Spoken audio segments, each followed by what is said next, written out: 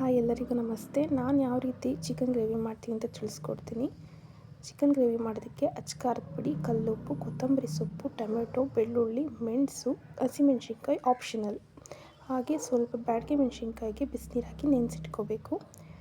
ಈ ಎಲ್ಲ ಪದಾರ್ಥಗಳನ್ನ ಒಂದೊಂದಾಗಿ ಮಿಕ್ಸಿ ಒಳಗೆ ಸೇರಿಸ್ಕೊಂಡು ಬೆಳ್ಳುಳ್ಳಿ, ಹಸಿಮೆಣ್ಸಿನ್ಕಾಯಿ, ಕಾಳು ಮೆಣಸು, ಹಾಗೆಯೇ ಮೆಣಸಿನ್ಕಾಯಿ ಪುಡಿ, ಕಲ್ಲುಪ್ಪು ಈ ಎಲ್ಲ ಮಿಶ್ರಣಗಳನ್ನು ಮಿಕ್ಸಿ ಜಾರ್ಗೆ ಹಾಕ್ಕೊಂಡು ಹಾಗೆ ಇದಕ್ಕೆ ಬ್ಯಾಡಗಿ ಮೆಣಸಿನ್ಕಾಯಿ ನೆನೆಸಿಟ್ಕೊಂಡಿರೋದು ಕೂಡ ಹಾಕ್ಕೋಬೇಕು.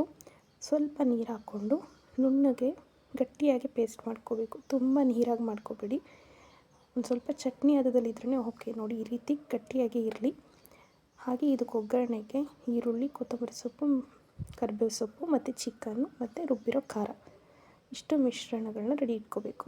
ಒಂದು ಪಾತ್ರೆ ಇಟ್ಟು ಅದು ಬಿಸಿ ಆದಮೇಲೆ ಅದಕ್ಕೆ 4-5 ಸ್ಪೂನು ಎಣ್ಣೆ ಹಾಕಿ ಅದಕ್ಕಾದ ನಂತರ ಈರುಳ್ಳಿ, ಹಾಗೆಯೇ ಅದ್ರ ಜೊತೆಗೇ ಕರಿಬೇವು ಸೊಪ್ಪು ಆಪ್ಷನಲ್. ನಿಮ್ಗೆ ಇಷ್ಟ ಇದ್ದರೆ ಹಾಕೋಬೋದು, ಇಲ್ಲಾಂದರೆ ಬೇಡ. ಇಷ್ಟು ಹಾಕಿ ಸ್ವಲ್ಪ ರೋಸ್ಟ್ ಆಗೋವರೆಗೂ ಹುರ್ಕೋಬೇಕು. ತುಂಬ ಡೀಪಾಗಿ ಏನು ಫ್ರೈ ಆಗೋ ಅವಶ್ಯಕತೆ ಇಲ್ಲ.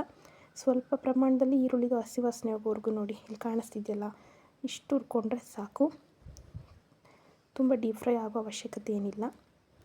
ಹಾಗೆ ಇದಕ್ಕೆ ರುಬ್ಬಿಟ್ಕೊಂಡಿರೋವಂಥ ಮಿಶ್ರಣನ ಸೇರಿಸ್ಕೊಂಡು ಇದು ಹಾಗೆಯೇ ಒಂದು 2 ನಿಮಿಷ ಹಸಿ ವಾಸನೆ ಹೋಗೋವರೆಗೂ ಸ್ವಲ್ಪ ಫ್ರೈ ಮಾಡ್ಕೋಬೇಕು. ತಳ ಹಿಡಿಯುತ್ತೆ. ಸ್ವಲ್ಪ ಗ್ಯಾಸ್ನ ಸಿಮ್ಮಲ್ಲಿ ಇಟ್ಕೊಂಡು ಫ್ರೈ ಮಾಡಿಕೊಂಡ್ರೆ ಸಾಕು. ನೋಡಿ, ಈ ಥರ ಫ್ರೈ ಆದಮೇಲೆ ತೊಳೆದಿಟ್ಕೊಂಡಿರೋ ಚಿಕನ್ನು, ಇಲ್ಲಿ ನಾನು 2 kg ಚಿಕನ್ ತೊಗೊಂಡಿದ್ದೀನಿ. ನೀವು ಯಾವ ರೀತಿ ತೊಗೊತೀರಾ, ಎಷ್ಟು ಪ್ರಮಾಣದಲ್ಲಿ ಚಿಕನ್ ತೊಗೊತೀರಾ ಅದಕ್ಕೆ ನೀವು ಅಳತೆನ ಜೋಡಿಸ್ಕೊಳ್ಳಿ.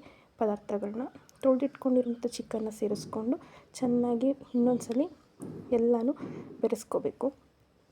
ಇದು ಬೆರೆಸ್ಕೊಂಡಾದಾಗ ಇದಕ್ಕೆ ನಾನು ಯಾವುದೇ ರೀತಿ ಉಪ್ಪನ್ನ ಮತ್ತೆ ಸೇರಿಸ್ತಿಲ್ಲ. ಯಾಕಂದರೆ ರುಬ್ಕೊಳ್ಳೋದಕ್ಕೆ ನಾನು ಆಲ್ರೆಡಿ ಉಪ್ಪು ಹಾಕಿದ್ದೀನಿ. ಹಾಗೆ ಇದ್ರ ಜೊತೆಗೆ ನಾನು ಈಗ ಚಿಕನ್ ಮಸಾಲನೂ ಸೇರಿಸ್ತೀನಿ. ಅದಕ್ಕೋಸ್ಕರ ನಾನು ಉಪ್ಪನ್ನ ಹಾಕ್ಕೊತಿಲ್ಲ.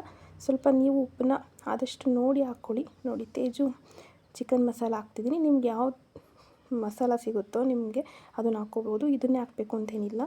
ಇದನ್ನು ಹಾಕಿ ಚೆನ್ನಾಗಿ ಮತ್ತೆ ಇನ್ನೊಂದ್ಸಲ ಮಿಕ್ಸ್ ಮಾಡಿ ಕುಕ್ಕರ್ ಕ್ಯಾಪ್ನ ಉಲ್ಟಾನೇ ಮುಚ್ಚಿ. ಕುಕ್ಕರ್ ವಿಷಲ್ ಏನು ಬರ್ಸೋ ಅವಶ್ಯಕತೆ ಇಲ್ಲ. ನೋಡಿ, ಚೆನ್ನಾಗಿ ಬೆಂದಾದ್ಮೇಲೆ ಒಂದು 10 ನಿಮಿಷ ಆದಮೇಲೆ ಈ ರೀತಿ ಎಣ್ಣೆ ಬಿಟ್ಕೊಂಡಿರುತ್ತೆ. ಆಗ ಗ್ಯಾಸ್ ಆಫ್ ಮಾಡಿ ಕೊತ್ತಂಬರಿ ಸೊಪ್ಪು ಫ್ಲೇವರಿಗೆ ಮತ್ತು ರುಚಿನೂ ಚೆನ್ನಾಗಿರುತ್ತೆ. ಅದನ್ನು ಹಾಕಿ ಇನ್ನೊಂದು ಸಲ ಮಿಕ್ಸ್ ಕೊಟ್ಟರೆ ಚೆನ್ನಾಗಿ ರೆಡಿ ಆಗುತ್ತೆ. ಇದ್ರ ಜೊತೆಗೆ ಚಪಾತಿ, ಅನ್ನ ಎರಡೂ ಚೆನ್ನಾಗಿರುತ್ತೆ. ನಿಮಗೆ ನಾನು ಮಾಡ್ತಿರೋ ವಿಡಿಯೋ ಇಷ್ಟ ಆಗಿದೆ, ಸಬ್ಸ್ಕ್ರೈಬ್ ಮಾಡಿ, ಲೈಕ್ ಮಾಡಿ, ಕಮೆಂಟ್ ಮಾಡಿ ಫ್ರೆಂಡ್ಸ್. Thank you.